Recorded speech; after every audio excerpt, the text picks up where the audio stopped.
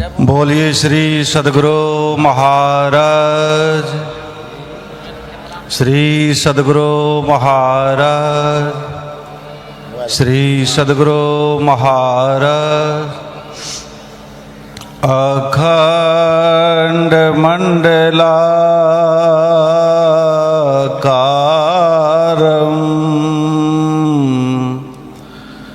व्याप्तं येन चराचरं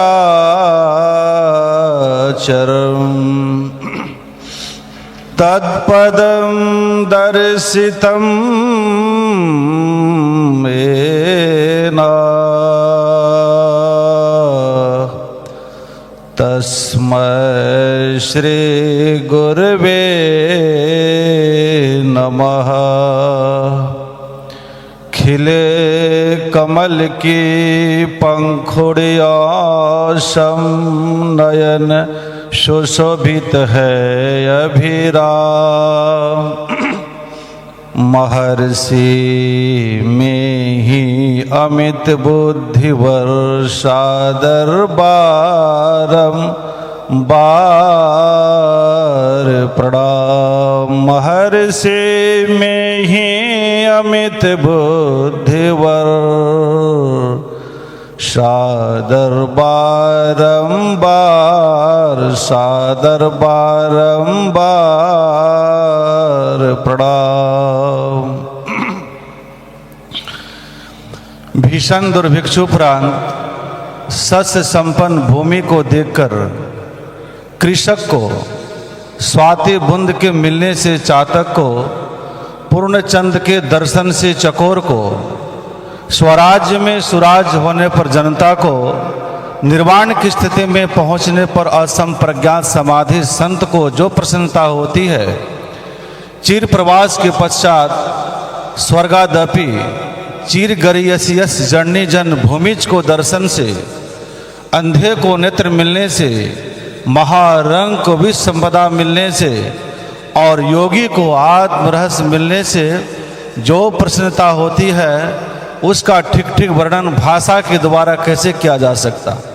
उसी तरह आप सबों को इस महाकुंभ के अवसर पर और महाअधिवेशन में आप लोग सम्मिलित होने से और इस प्रकार का कार्यक्रम होने से मुझे जो प्रसन्नता हो रही है, इसके वर्णन में हमारी भाषा शब्द रंग है। बोलिए श्री सद्गुरु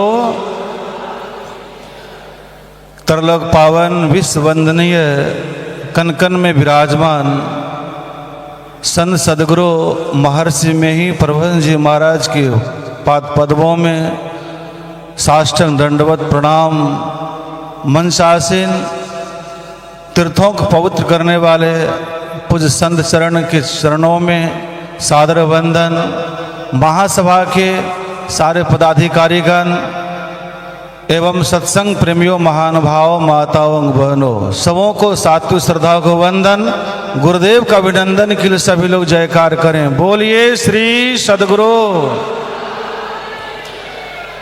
जिस हम आप सभा में बैठे हुए हैं, जिस ज्ञान को हम आप सुन रहे हैं, यह सभा, यह ज्ञान और यह संगति क्या आवश्यकता है, अच्छी तरह से याद रखेंगे। आज से लगभग 100 वर्ष पहले भारत ज्ञान आकाश के मध्यान्ह काल में मार्तंड स्वामी विवेकानंद ने कहा था, यदि कोई आध्यात्मिक आधार नहीं मिला तो भौतिकवादी सभ्यता सभी चूर चूर हो जाएगी। अध्यात्म ज्ञान के बिना भौतिकवादी सभ्यता नहीं ठहरेगी। अगर हम मानव इस अध्यात्म ज्ञान को छोड़कर सूक्ष्म भौतिक ओर बढ़ेंगे तो हमारी क्या दशा होगी। किसी स्वास्थ्यकार ने बड़ा सुंदर अच्छा लिखा है, भौतिक उन्नति में हो पागल, मानव दानव होगा, हिरोशिमा का स्वर्ण नगर जब पल में रौरव होगा।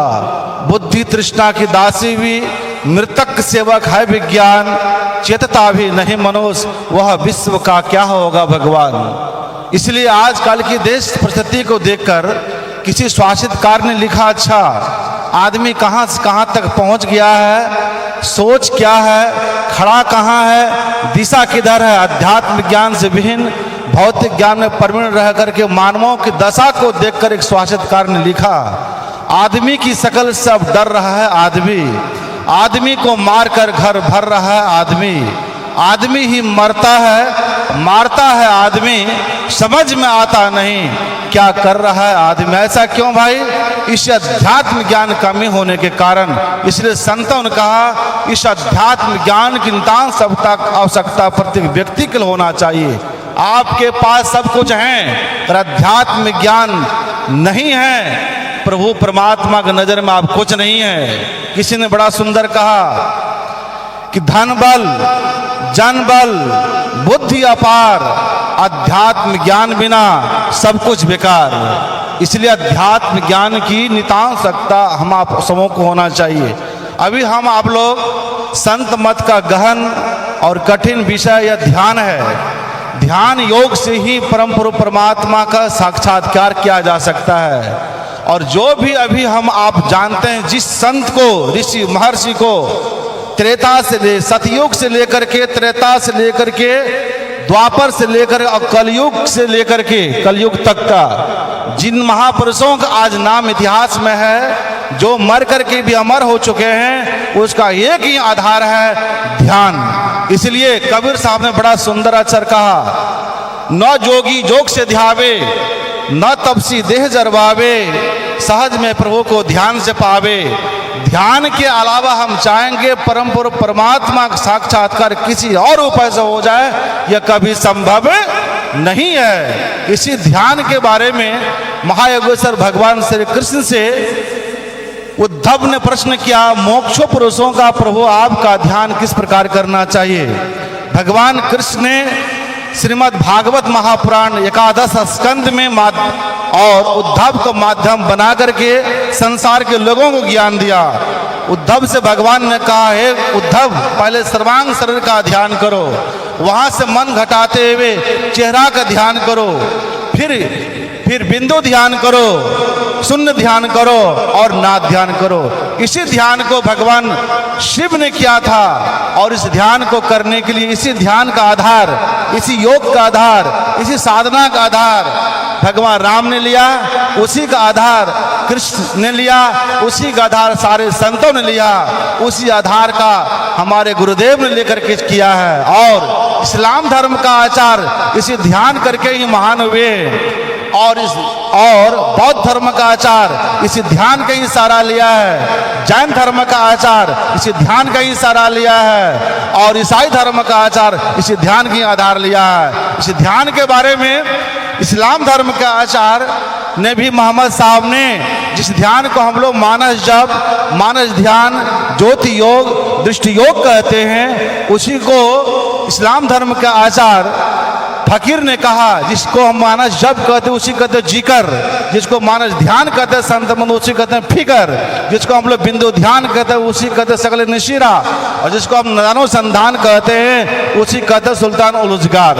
जिकर, फिकर, सकल नसीरा और सुल्तान उलुजगार, उसी ध्यान को ईसाई धर्म का आचार ईसा मसीह ने भी कहा और किया और करने के लिए कहा। उन्होंने कहा शरीर का दीपक आंख है, यदि तेरी आंख एक हो तेरा सारा शरीर उजाला होगा। जिसी ध्यान को भगवान बुद्ध ने आज 2500 वर्ष पहले भगवान बुद्ध ने भिक्षुओं के माध्यम से कहा है, भिक्षु ध्यान कर, सावधान रह, अपने चित्त को सांसारिक प्रसन्नता और मत ले जा, ताकि तुझे बेपरवाही के बदले नरक में जलते लोहे का गोला न निकालना पड़े और जलते समय न चिल्लाना पड़े कि हाँ यह दुख है। इसलिए ध्यान बिना ज्ञान नहीं, ज्ञान बिना ध्यान नहीं।